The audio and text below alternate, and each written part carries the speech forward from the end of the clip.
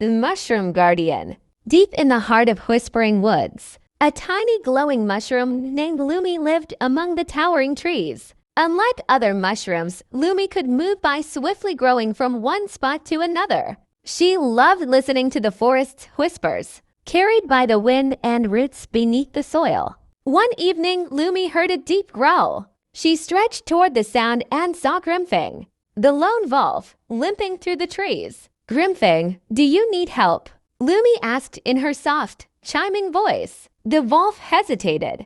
"Why would a tiny mushroom care about me?" "Because every creature in the forest matters," Lumi replied. Grimfang sighed. "I stepped on a thorn. I can't hunt." Lumi whispered to the mycelium network beneath the forest. Soon, the wise reishi mushrooms sent healing spores drifting toward Grimfang's paw. The pain faded, and the thorn loosened. Grimfang removed it and stood tall. "You are small, but your kindness is great," he said. From that night on, Grimfang became the guardian of the Mushroom Kingdom, ensuring no harm came to the fungi that had healed him. And Lumi continued whispering with the forest, knowing that even the smallest light could make a difference. The end.